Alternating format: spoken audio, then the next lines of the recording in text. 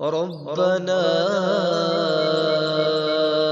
إنك تعلم ما نخفي وما نعلن وما يخفى على الله من شيء في الأرض ولا في السماء.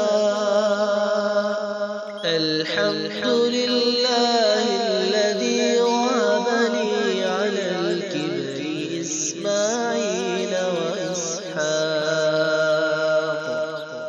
إن ربي لسميع الدعاء.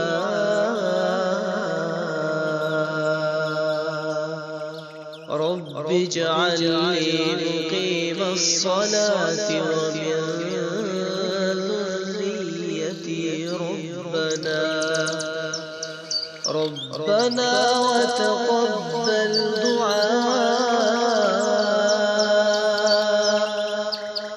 ربنا اغفر لي ولوالدي